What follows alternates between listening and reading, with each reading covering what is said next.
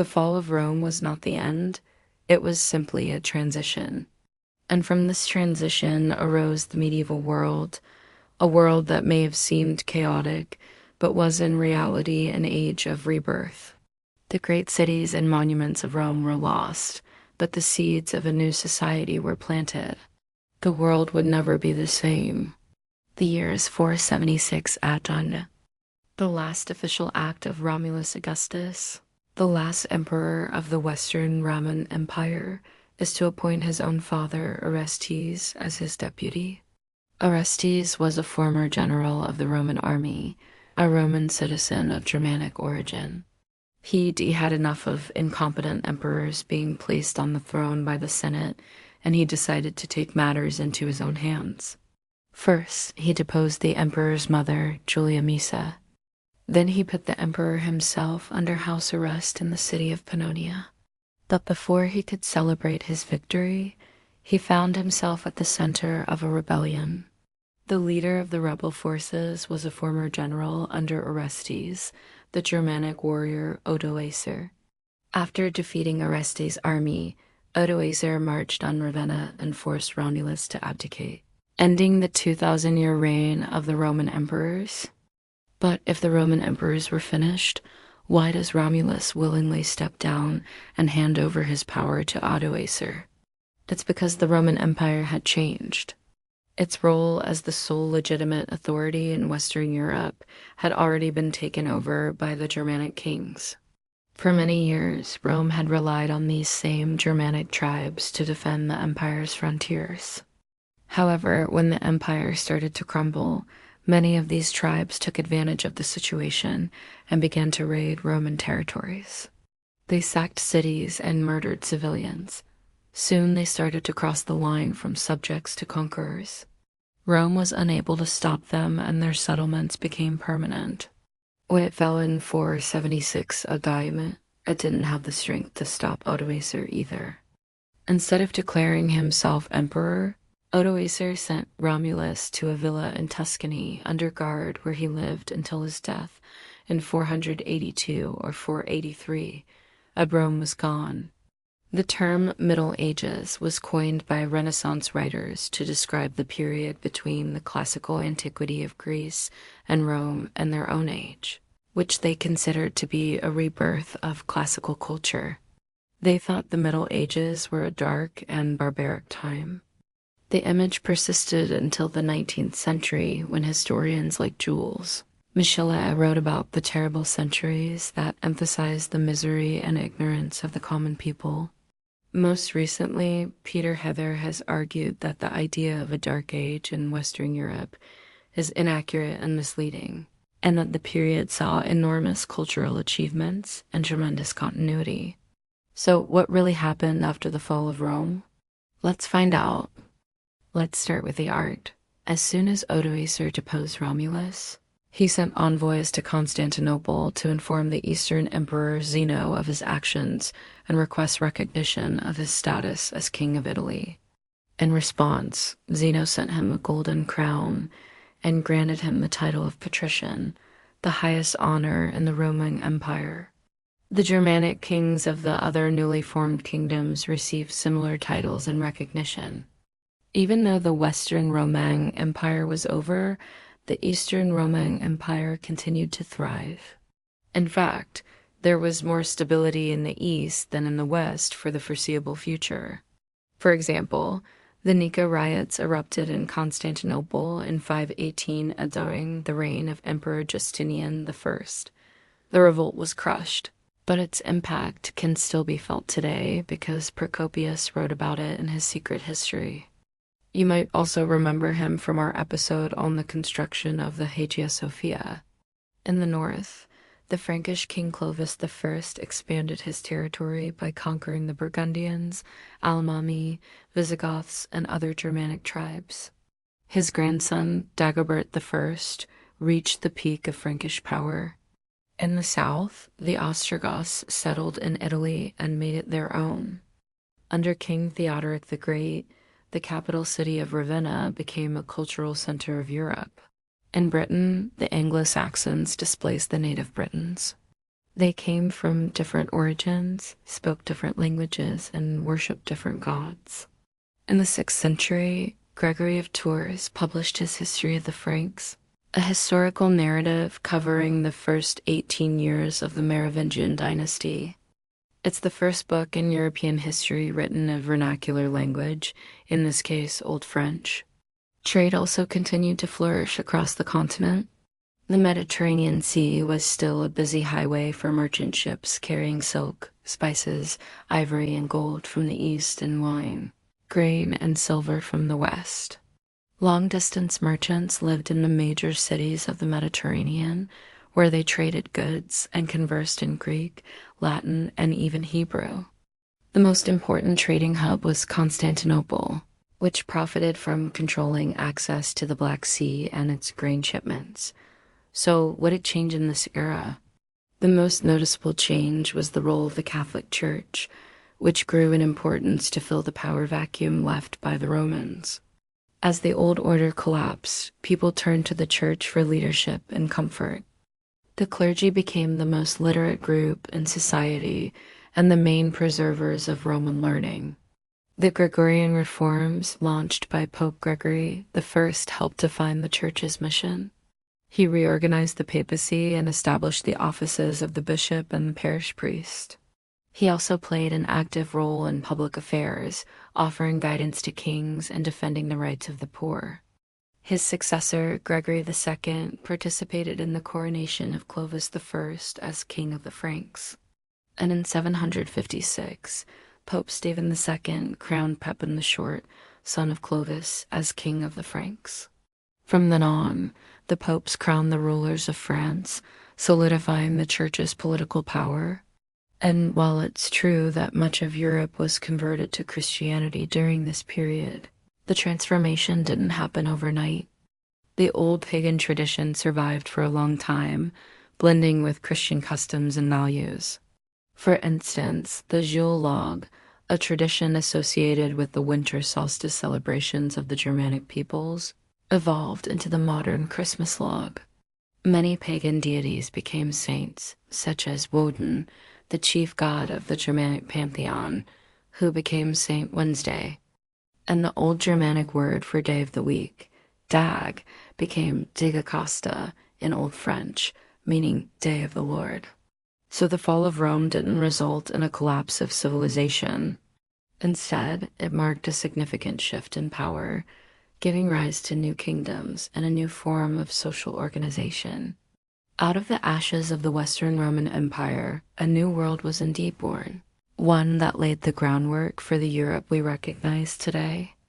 And we thank you for watching and invite you to subscribe for more videos about ancient history. If you enjoyed this episode, please leave us a like and a comment telling us what you liked and what you want to see next. This is our channel. See you next time. The Age of Kings, Part 2, From Chaos to Empire. When we left off in Part 1, the Western Roman Empire had just split apart, leaving a power vacuum across Western Europe. In its place, several Germanic kingdoms emerged, the most powerful being the Franks. The Franks lived in what is today France, Western Germany, and Northern Italy. But this wouldn't be a video if there wasn't some big bad guy to take down. And boy, do we have just the man. In the early 8th century, the ruler of the Franks was a man named Pepin the Short. Why is he short? Well, no one really knows. He was called Short, but he didn't rule for long. During his reign, a new religion swept across Europe. It was called Islam, and it started in the Middle East around Mecca. But unlike the other Germanic chieftains, Pepin recognized the threat that Islam posed to the Frankish people. So he reached out to the Bishop of Rome, who was at odds with the Pope, and he asked him to support him in a war against the Muslims. The bishop agreed and sent 3,000 soldiers to help Pepin defeat the Muslim armies who were trying to take over northern Africa. After defeating the Muslims, Pepin rewarded the bishop with land and renamed him the Pope. This act would create a bond between the kings of the Franks and the Pope in Rome, and it would pay off big time for the next king of the Franks, Pepin's son Charlemagne. Charlemagne's kingdom at the start of his reign was relatively small. However, over the course of his 46-year-long reign, he would expand it to become the largest kingdom in Europe since the fall of Rome. First, he went north and conquered the Lombards in Italy, bringing much of the Italian peninsula under Frankish control. Then he expanded east into what is today Germany, defeating the Saxons along the way. Next, he turned south and defeated the Bavarians, the Burgundians, and the Avars, creating a buffer zone between his kingdom and the Byzantine Empire. And finally, he pushed west and crushed the independent kingdoms of the Visigoths and the Asturians, subduing the entire Iberian Peninsula, except for a small sliver in the southeast. Under Charlemagne's rule, the Franks controlled almost all of modern-day France, Germany, Italy, and Spain, as well as parts of Austria, Belgium, Switzerland, northern Croatia, and the Low Countries. All told, his empire stretched over 2,000 miles from north to south and 1,600 miles from east to west. To put that in perspective, the United States is about 3,000 miles from north to south and 2,600 miles from east to west. In other words, Charlemagne's empire was almost as large as the United States. But it wasn't just the size of his empire that made Charlemagne such a great ruler. It was also how he kept it together. Despite ruling over a diverse group of peoples who spoke different languages and followed different customs, Charlemagne was able to maintain order and stability throughout his vast realm. To achieve this, he divided his empire into 3 parts, each ruled by one of his sons, with the eldest inheriting the title of King of the Franks and the youngest becoming the King of Italy. This allowed for a more efficient administration of the empire and prevented any one ruler from becoming too powerful. But while this system worked well during Charlemagne's reign, it fell apart after his death. Once he was gone, his sons fought over who should inherit the throne, leading to a civil war that nearly tore the empire apart. Luckily, they eventually came to an agreement, splitting the empire into 3 separate kingdoms, much like their father had planned. These kingdoms were the kingdom of the Franks, the kingdom of Italy, and the kingdom of Burgundy. Unfortunately, this division would only be temporary. Within a few decades, all 3 kingdoms would be ruled by a single dynasty, the Carolingians. But it was a long and bloody road to get there. Charlemagne's empire may not have been perfect, but it was still a remarkable achievement. He was the first king to unite the Franks, the Lombards, the Saxons, the Bavarians, the Burgundians, the Avars, and the Goths into one empire. He also laid the foundations for a strong centralized state in the West, which would help pave the way for the emergence of France, Germany, and Italy as major powers in Europe. Unfortunately, Charlemagne's empire wouldn't last long. After his death in 814, his grandsons fought over the inheritance, breaking up the empire and plunging Europe into chaos. But it wasn't just internal strife that threatened Charlemagne's legacy. External forces were also at play. Since the 700s, a new group of warriors had been terrorizing the coasts of Europe. They were the Vikings, and they were a serious threat to the security of Charlemagne's empire. The Vikings were a loose collection of Scandinavian seafarers and raiders who lived in what is today Denmark, Norway, and Sweden. They were known for their skill in seafaring and their ferocious fighting abilities.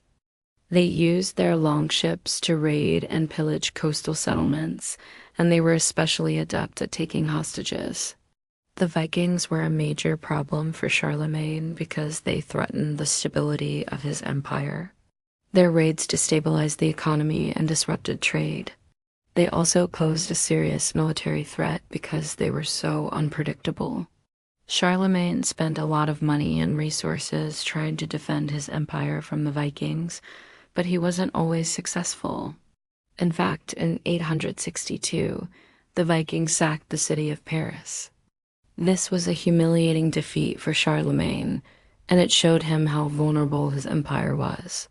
To defend his empire from the Vikings, Charlemagne implemented a number of defensive measures. He built a series of fortifications along his borders, and he also recruited mercenaries to help defend his territory. He also tried to negotiate with the Vikings, but this didn't work very well. In the end, Charlemagne was unable to stop the Vikings from raiding his empire, but he did manage to limit the damage they caused. And this was a significant accomplishment considering the resources he had to spend doing it. Charlemagne's efforts to defend his empire from the Vikings had both positive and negative consequences. On the one hand, he was able to keep them from completely destabilizing his rule. On the other hand, he had to spend a lot of money and resources on defense, which put a strain on his economy. Ultimately, though, Charlemagne's efforts to defend his empire were successful enough that he is remembered as a great warrior king who kept the Vikings at bay. What happens next will shock you. After Charlemagne's death, his grandsons fought over the inheritance, breaking up the empire and plunging Europe into chaos. But in the midst of this turmoil, one man emerged who would change the course of European history. His name was Otto the Great, and he would go on to become the first Holy Roman Emperor. But before he could do that, he had to defeat the Vikings. You might think that the Vikings would be easy to defeat, but they weren't. They were fierce fighters, and they had a strong military tradition. Plus, they were led by a brilliant strategist named Ragnar Lothbrok. Ragnar was a legendary Viking warrior who lived in the 9th century. He was famous for his military campaigns, which took him all over Europe. He was also credited with introducing the concept of a professional standing army to the Vikings. Ragnar was a brilliant tactician, and he used his skills to great effect, leading his people on successful raids and conquests all over Europe.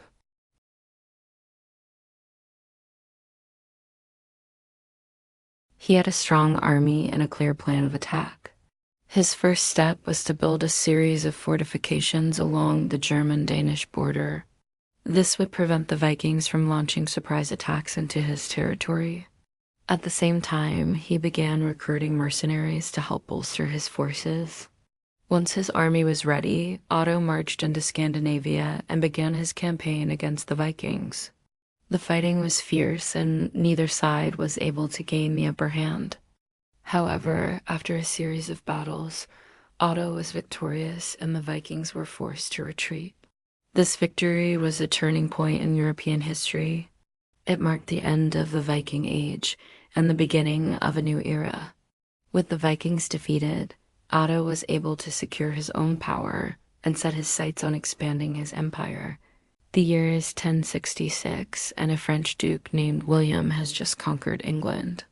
You might know him today as William the Conqueror, but what made him so successful? One of the biggest reasons is that William understood how to organize people.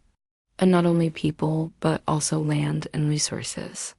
He used a political and social system called feudalism to unite all three of those things and transform medieval society. So let's learn about the feudal system and how it helped conquer England and change the world forever. The word feudalism makes us think of medieval Europe, of kings and queens, of castles and knights and squires. But before we get into the romantic notion of medieval life, let's take a step back and remember that nothing exists in a vacuum. Feudalism didn't just pop out of nowhere. It was born from a series of historical circumstances. For hundreds of years in Europe, there had been a general lack of stability. There was no single ruler with enough power to create order across a large area. Instead, there was a patchwork quilt of small, independent states ruled by local nobles. Then came the rise of powerful monarchs who began to build centralized states. But even then, the process was slow. If these new rulers wanted to extend their authority over large areas of land, they needed a way to motivate people to support them. Enter feudalism. Feudalism was more than just a political or social system. It was the central organizing principle of medieval life. It was a system of mutual obligation. The king sat at the top of the pyramid, and in exchange for land, wealth, and titles, the nobles below him pledged their loyalty. These nobles were typically related to the king by blood or marriage, or at least that's how it was supposed to work. Over time, however, the system became more flexible and ability or wealth began to matter more than family ties. In exchange for their fealty, the king would grant these nobles large tracts of land called fiefs, which they could use however they wanted, as long as they remained loyal. Usually this meant running their estate like a small kingdom. They collected taxes, administered justice, maintained order, and raised an army. They even appointed their own officials to help manage the day-to-day affairs of their territory. Below the nobles were the knights, members of the military class whose duty it was to fight to protect their lord's lands. Finally, at the bottom of the pyramid were the vast majority of the population, the peasants or serfs. The term serfs comes from the Latin word servus, meaning slave. And while serfs weren't technically slaves, they were certainly in a subordinate position. Serfs were tied to the land and worked it for their lord in exchange for protection. They couldn't leave their lord's land without permission, and they owed him a certain number of days of labor each week. They also had to pay him a portion of everything they grew or produced. Even their houses were considered the property of their lord, who could evict them at will. This rigid social structure was appealing to many because it provided a much-needed sense of order and security after centuries of instability. Each person knew their place and what was expected of them, and in return, they received protection and the right to a certain amount of power. The entire system rested on the idea that everyone had something to gain by cooperating and working together. But this doesn't explain why William the Conqueror was so successful. What does feudalism have to do with medieval warfare? Well, hold on, because here's where the story takes a turn. William the Conqueror was able to impose a powerful, centralized feudal system on England that changed the course of English history forever. Before William, England had been ruled by a series of unfocused kings, leaving the country vulnerable to outside attack. William saw an opportunity to seize the throne and reshape the country in his image. And his first order of business was to reform the feudal system. When William arrived in England, he immediately set about surveying and reorganizing the country. He created a new hierarchy of nobles, appointing only those he could trust to be loyal to him. He also introduced a new currency and reformed the tax system.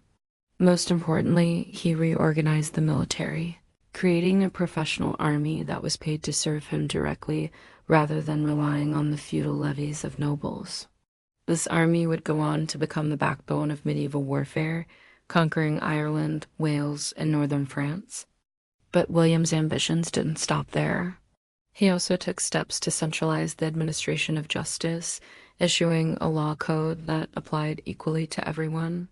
He established a network of royal courts that were responsible for hearing cases and enforcing the law. He also created a new system of local government, appointing sheriffs to oversee the collection of taxes and the maintenance of order in the counties. Now let's talk about the Doomsday Book.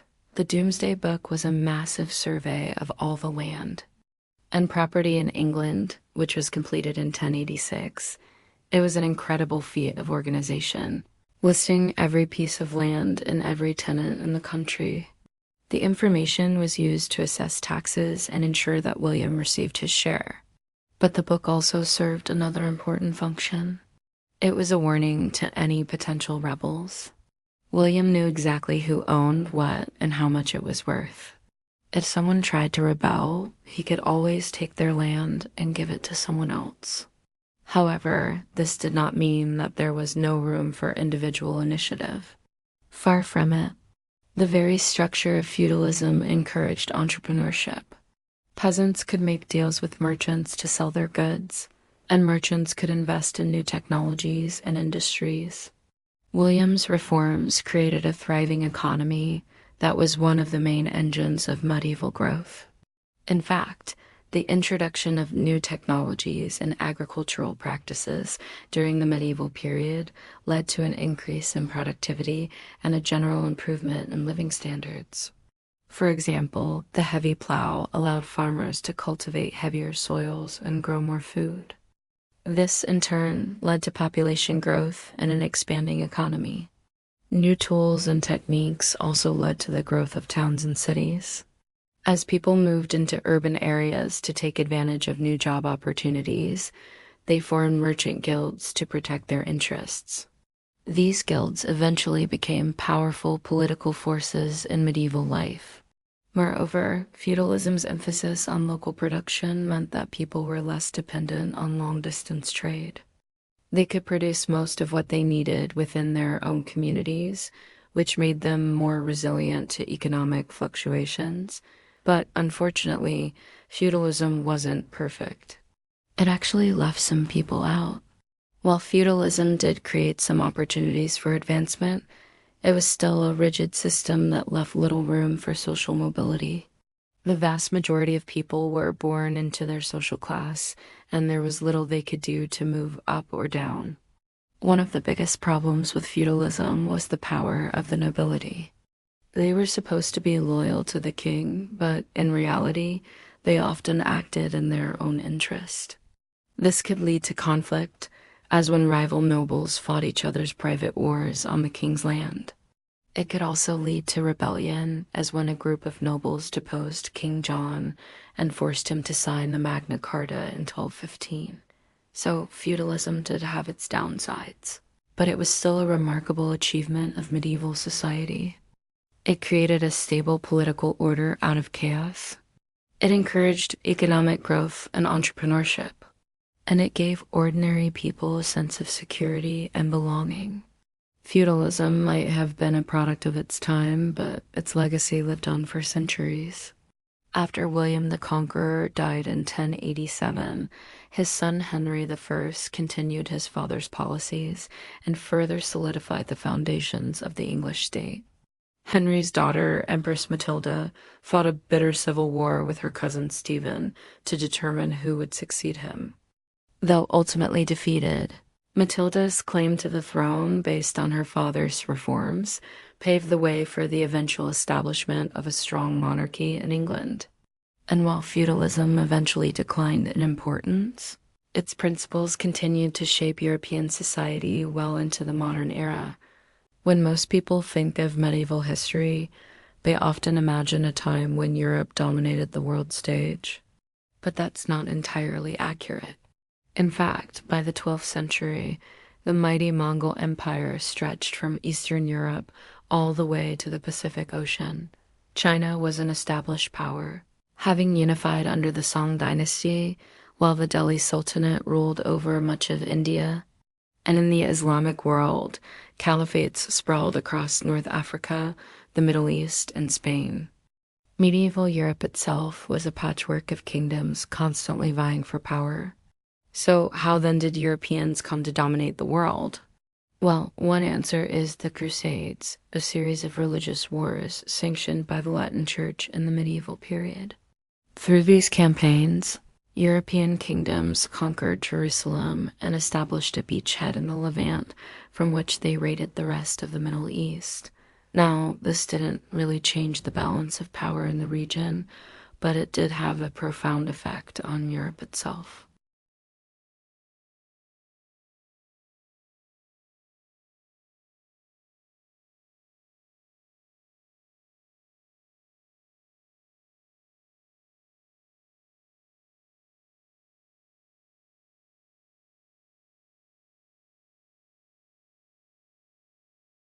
But in the late 11th century, things began to change.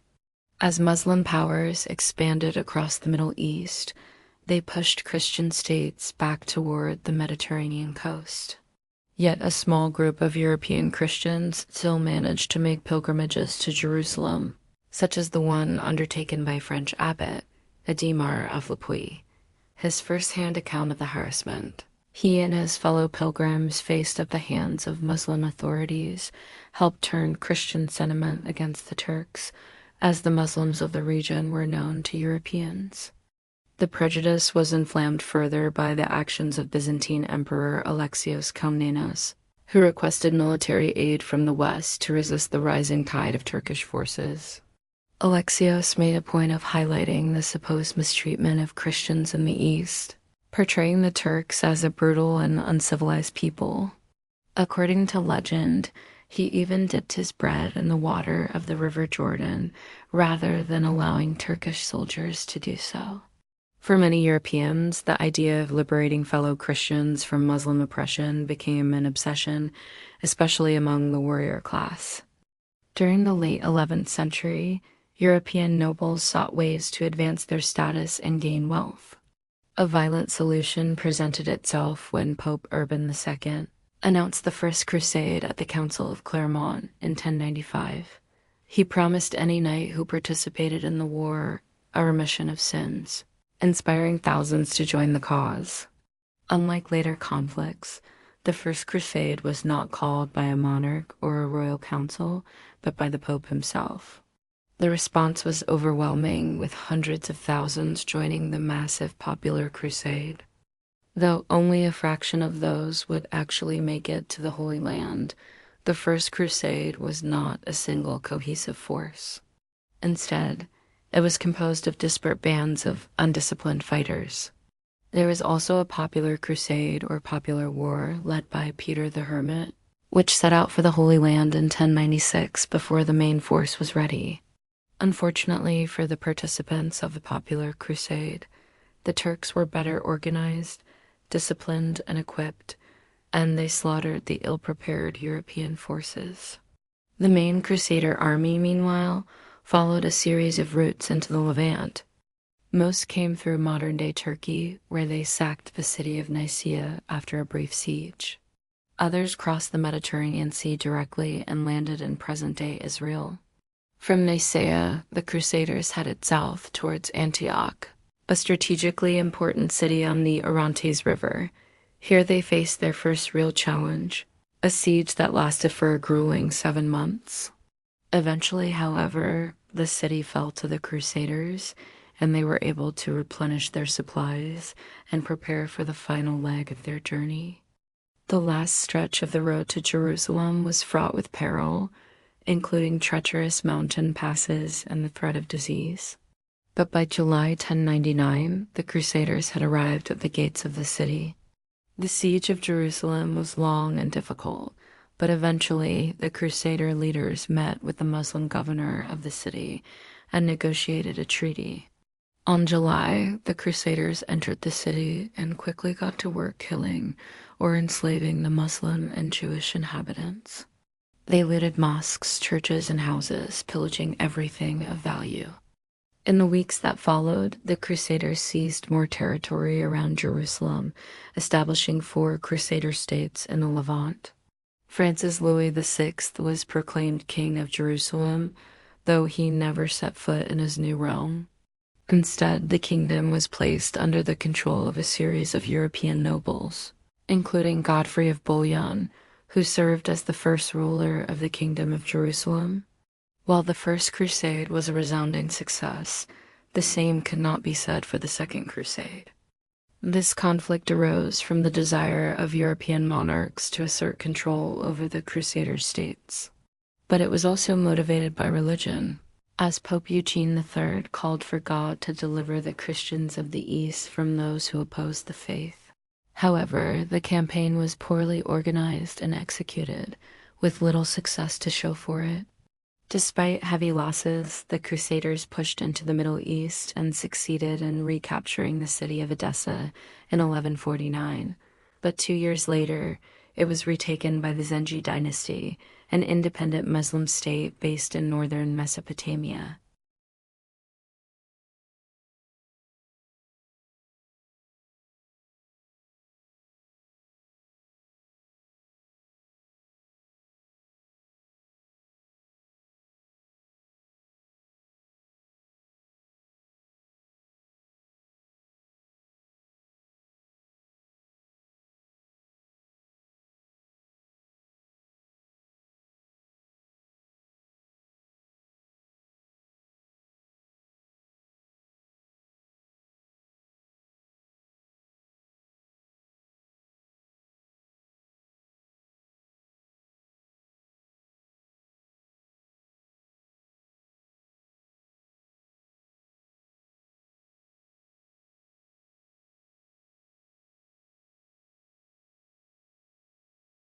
Though we may think of the Crusades as a holy war, it's important to remember that these were complex events with far-reaching consequences. While they failed to achieve their primary goal of seizing Jerusalem, they did have a profound impact on medieval Europe, introducing new ideas, technologies, and flavors that changed the continent forever. Thank you for watching. Remember to subscribe if you want to learn more about medieval history. Hey there, and welcome to Crash Course World History. Today we are going to look at medieval Europe and find out what happened during the High Middle Ages. As always, you can find all the notes and images for this video linked below. When we last left off in episode 19, Europe had emerged from the chaos of the early Middle Ages. Feudalism, or the decentralized system of government in which local lords provided military service to an overlord in exchange for land, was well established.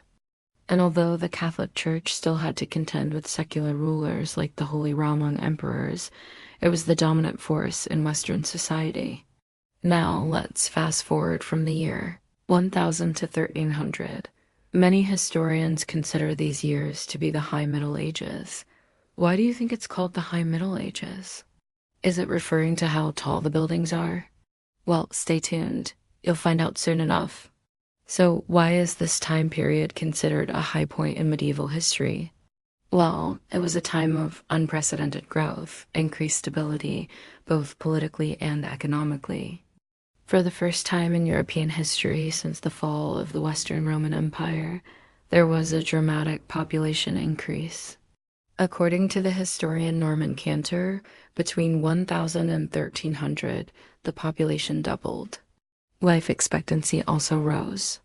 There are many reasons for this, but one significant one was the introduction of new foods into Europe, such as citrus fruits and rice from the Middle East and the Americas. Also, beginning around 1000, global temperatures began to rise, which has been dubbed the medieval warm period. Whatever the causes, the result was a healthier, longer living population. This increase in population contributed to the prosperity of rural areas. Agriculture was able to feed more people, so peasants had more children, and villages grew into towns and cities. By 1300, several urban centers boasted populations of over 100,000 people. So that explains part of the high in the High Middle Ages. But where did the stability come from? Well, remember that whole Viking thing we talked about in the last episode? Yeah, those guys. The stabilization of Europe led to safer travel along the continent's rivers. Canals were constructed to bypass rapids, and large ships could now transport goods and armies much more easily. And because feudalism discouraged long-distance trade in favor of self-sufficiency, larger vessels were required to move goods in greater quantities. With the increased security came an increase in trade. Towns and cities grew into important centers of commerce and culture. Along major waterways, powerful merchant families amassed great wealth. And as trade expanded, Europeans began exploring new markets further afield, particularly to the east. Italian merchants traveled through Byzantine-controlled Constantinople and established trading posts throughout the Mediterranean. From there, they brought back exotic goods to sell in Europe and exchanged manufactured goods for Asian luxuries like spices. And that's another part of the high in the High Middle Ages. The trade network established during this period connected Europe to Africa and Asia and facilitated the exchange of goods, ideas, and innovations. It was also during this time period that the Silk Road reached its greatest extent across Eurasia. If you want to learn more about the Silk Roads, be sure to check out our episode on it. In addition to trade along established routes, exploration of the North Atlantic by Vikings, Irish monks, and English and French nobles led to the establishment of new settlements in Iceland, Greenland, and North America. These settlements often became centers of learning, like the famous monastery at Cluny, or served as way stations for merchants traveling to and from Scandinavia. Speaking of Scandinavia, during the High Middle Ages, Scandinavian countries like Denmark, Norway and Sweden converted to Christianity and abandoned their fierce tradition of raiding. Instead, these countries turned their efforts toward exploration and conquest. As we discussed in our last episode, the Vikings had established settlements in Greenland and even North America before the year 1000, but after conversion to Christianity, they became known as explorers and traders rather than pillagers. For example, Eric the Red, an Icelandic settler in Greenland, was banished for manslaughter and he established a settlement in Newfoundland, Canada. There he and his fellow Norse settlers established a small community and a farm, but it was abandoned when Eric returned to Greenland. Other Christian Norsemen would follow, including Leif Erikson, who established a settlement he named Vinland, possibly on the island of Newfoundland. This makes the Norse the first Europeans to set foot in the Americas, nearly 500 years before Christopher Columbus. Unfortunately, the settlements didn't last and the Norse went back to Scandinavia. Another reason for the high and the High Middle Ages was the flourishing of art and literature. This time period saw the beginnings of what historians call the Renaissance of the 12th century. This refers to the reemergence of classical art and literature after a millennium of what many consider to be barbaric art and writing from the early Middle Ages. During the High Middle Ages, classic Roman and Greek texts were rediscovered and studied, and literature and art from antiquity inspired new artistic works. Scholars translated classical texts and wrote new books on subjects ranging from theology to astronomy. The most famous work of this era is probably the compilation of French chansons de geste, or Songs of the Deeds, which celebrated heroic figures from the distant past like Clovis the Frankish, king who united the Franks and laid the foundations for the future Holy Roman Empire, and the legendary King Arthur.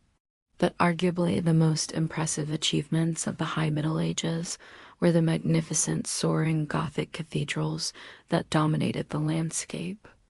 Construction of these magnificent buildings began in France around 1140 and continued until the 16th century, but Gothic cathedrals weren't just beautiful. They were also highly functional buildings.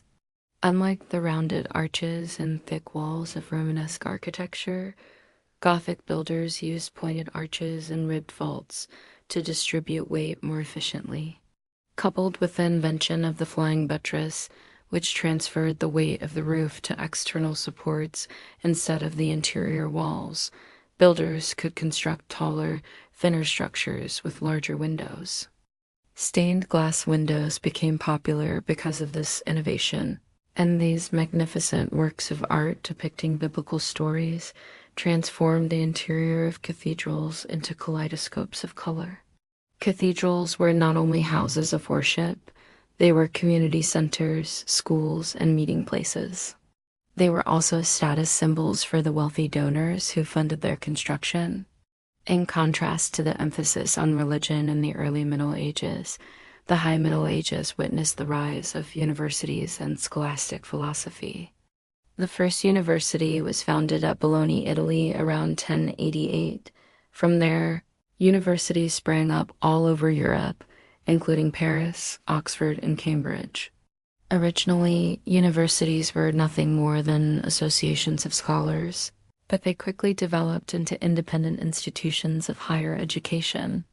Scholasticism was a philosophical method developed in the 12th century that combined faith and reason. Scholastic philosophers built upon the work of ancient Greek thinkers like Aristotle and attempted to reconcile classical philosophy with Christian theology. One of the most famous scholastics was Thomas Aquinas, who wrote the Summa Theologica, a comprehensive summary of Christian theology. Another factor contributing to the High and the High Middle Ages was the progress made in science and technology. Although scientific progress was largely tied to the church during this period, some incredible advances were made in optics, astronomy, mathematics, and engineering. Muslim scholars had already developed sophisticated instruments like the astrolabe, which was used to determine latitude, altitude, and time. European scholars built upon this work and made further refinements to the astrolabe, which allowed sailors to navigate the seas more easily. This innovation had profound implications for maritime exploration in the centuries to come. Another important contribution was the study of law. Roman legal texts were rediscovered and studied, and lawyers began to develop a more systematic approach to law. Canon law, which had its roots in canon civil law, dealt with the spiritual rather than the secular courts and focused on matters of public order and morality. Canon law was closely associated with the papacy, and the Pope was seen as the ultimate authority in legal matters. Okay, so what does the word high mean in the phrase High Middle Ages? It means that this period of European history was a high point in comparison to the preceding early Middle Ages, characterized by political stability, economic growth, flourishing art and literature, and significant developments in science and technology. But wait, something doesn't seem right here. There's a nagging inconsistency. Remember how we said that the High Middle Ages were a time of unprecedented growth and prosperity? Well, that wasn't the case for everyone. For most of European history, life had been pretty terrible if you weren't part of the nobility or the clergy. Even during the High Middle Ages, while kings and queens, nobles and bishops amassed tremendous wealth and power, the vast majority of people lived in poverty. And that's why we use phrases like high and mighty to describe someone who is aloof and out of touch.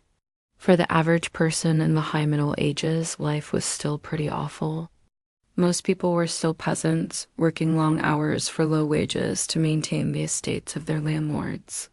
And while many towns had grown into major commercial hubs, large numbers of people still lived in the countryside where agricultural work was still predominant. That said, this period did see some improvements for peasants. Agricultural productivity increased, which led to more food and better nutrition for peasants. Because of this, the worst hardships of the famine that had plagued early medieval peasants began to abate. So, whereas earlier, a bad harvest could mean starvation and death, during the High Middle Ages, it meant a minor inconvenience and a little hunger. And while not much change regarding the rights and freedoms of peasants, some new opportunities did emerge. As towns grew, so did the demand for services like blacksmithing, carpentry, and cloth-making. Peasants could earn extra money by practicing these trades and even become quite prosperous in the process. But if they left the land, they lost their lord's protection, and so life was still risky. But then something amazing happened. In 1215, the English nobles forced King John to sign the Magna Carta, a document that limited the king's power and established the principle that even a king is subject to the law. This landmark event would have ripple effects for centuries, eventually leading to the overthrow of absolute monarchies throughout Europe and the rise of democratic governments. So there you have it, the High Middle Ages. Let us know in the comments what you found most surprising about this time period. And thank you for watching this episode, which was filmed at a studio and was made with the help of all these nice people. If you want to help keep this content free for everyone forever, you can join our community on a crowdfunding platform. Medieval History is brought to you by Wondrium. Have you ever wondered what life was like in the Middle Ages? Join host Toby Morgan, Hitchcock, on this epic journey through medieval history where you'll explore every aspect of life in the Middle Ages, from politics to religion and everything in between. With over 100 episodes and 200 experts, medieval history will bring the past to life like never before. And now back to the video. Europe in the late Middle Ages looked like a powder keg ready to explode. For centuries, the continent had been plagued by disease, famine, and war, which had devastated entire communities and toppled kingdoms. Yet even amidst this turmoil, the seeds of change were being sown. As we delve into the final stages of the medieval period, we will uncover how Europe found itself on the brink of a transformation that would shape the course of human history. In our previous episode, we left off with the Black Death raging across Europe, decimating its population and shaking the foundations of feudalism. By the mid-14th century, the plague had swept through most of Europe, leaving an estimated 75 to 200 million people dead, which was around half of the continent's population. The impact of such massive depopulation cannot be overstated. Not only did it cause widespread death and suffering, but it also led to profound social, economic, and political changes. In fact, some historians argue that the Black Death was one of the most significant events in European history. It marked the end of the medieval period and paved the way for the Renaissance and the age of exploration. One of the most immediate effects of the plague was the decline of feudalism. The traditional system of land ownership and serfdom, which had characterized medieval Europe, began to break down as the demand for labor decreased due to the shortage of population. This allowed the surviving peasants to bargain for better working conditions and higher wages. In some cases, they were even able to gain legal rights and freedoms that had previously been reserved for the nobility. This shift in power dynamics contributed to the rise of a new social class, the bourgeoisie, which consisted of merchants, artisans, and other professionals who were not tied to the land. This growing middle class would eventually become a driving force behind the major changes in European society during the Renaissance. Another significant consequence of the plague was the decline of the aristocracy. The nobility had suffered heavy losses during the epidemic, and this, coupled with the changing economic conditions, diminished their power and influence. Large estates were abandoned or sold, and many nobles were forced to live more modest lifestyles. This decline in status and wealth would continue throughout the Renaissance, as the aristocracy would lose even more power and prestige as new centers of wealth and influence emerged. In addition to these social changes, the Black Death also had profound economic consequences. The drastic reduction in population led to a shortage of workers, which in turn led to inflation and economic instability. The value of land declined as the demand for agricultural products increased, while the value of labor increased as the supply of available workers decreased. These economic shifts had ripple effects throughout Europe, contributing to the overall instability of the continent. As if the Black Death wasn't enough, Europe was simultaneously plunged into a series of brutal conflicts that would come to define the latter half of the Middle Ages. Known as the 100 Years' War, this protracted struggle between England and France would rage for over a century, from 1337 to 1453. Despite its lengthy duration, the conflict would have far-reaching implications for both nations and for Europe as a whole. At the outset, the war was sparked by a succession crisis in France. When King Edward III of England took the throne in 1327, he inherited his grandfather's claim to the French crown. This claim stemmed from a long-standing dispute over the English Channel island of Aquitaine, which had been ruled by the French crown since 987. However, the French king at the time, Philip VI, refused to acknowledge Edward's claim. Instead, he granted the disputed territory to another claimant, which enraged Edward and set the stage for war. Throughout the conflict, England and France would battle over control of territories in France, particularly in the northern regions. The war was marked by several iconic battles and sieges, including the Battle of Crécy, the Battle of Poitiers, and the Siege of Orleans. The English victories early in the war were largely due to the use of longbowmen, which proved highly effective against the knights of the French nobility. However, as the war dragged on, the tide began to turn. By the mid-15th century, the French had gained the upper hand, culminating in the decisive victory at the Battle of Castellon in 1453. This marked the end of the war and the effective conclusion of the medieval period. The 100 Years' War had profound implications for both England and France. For England, the loss of its continental possessions dealt a significant blow to its power and prestige. Conversely, France emerged from the war as a stronger and more unified nation. The war also contributed to the decline of the feudal system in England and France, hastening the transition to a more modern system of agriculture and land ownership. Moreover, the Hundred Years' War played a pivotal role in shaping national identities in both countries. The English came to see themselves as defenders of their island home against foreign invaders, while the French developed a strong sense of patriotism and resistance against the English occupation. This growing sense of national identity would be a defining feature of the Renaissance that followed. Amidst this backdrop of plague and war, a young French peasant girl named Joan of Arc emerged as a beacon of hope and courage. Born in 1162, Joan grew up hearing tales of the suffering endured by her fellow countrymen under English rule. When she heard that the English were besieging the city of Orleans, she felt compelled to act. Despite her humble origins and lack of formal training, Joan believed that she had a divine mission to liberate France from the English. Claiming to have received visions from God, Joan convinced the French regent, Charles VII, to allow her to lead the French army in the siege of Orleans.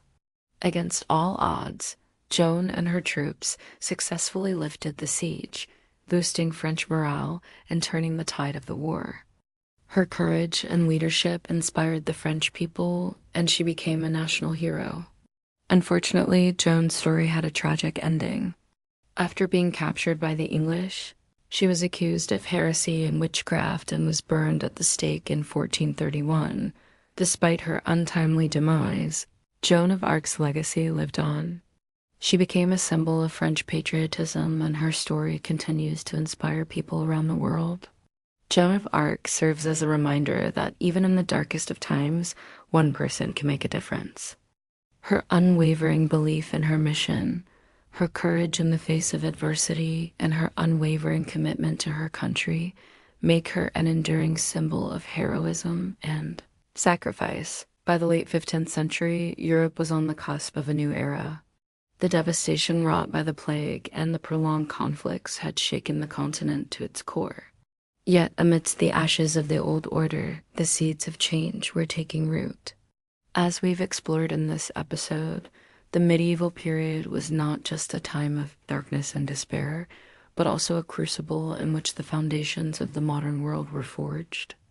During the final stages of the Middle Ages, Europe witnessed profound transformations that laid the groundwork for the Renaissance and the Age of Exploration. The Black Death, while a horrific tragedy, helped bring down the feudal system and pave the way for a new social order. The Hundred Years' War reshaped the political landscape of Europe and contributed to the decline of the aristocracy. And the heroic tale of Joan of Arc exemplified the spirit of resistance and patriotism that defined the era. But it wasn't just about conflict and upheaval. As we've seen, the late Middle Ages also gave rise to remarkable innovations and achievements. The emergence of universities, the development of Gothic architecture, and the flourishing of medieval art and literature showcased the intellectual and creative energy that characterized the period. Now, my friends, we're going to take a brief intermission to look ahead to what lies on the horizon. In our next episode, we'll dive into the fascinating world of the Renaissance. So make sure to stay tuned so you don't miss out on this incredible journey through time. Thank you for joining us on this episode of The Medieval Life. If you enjoyed the video, please remember to give it a thumbs up and subscribe for more historical adventures. Until next time, stay curious and keep exploring the past.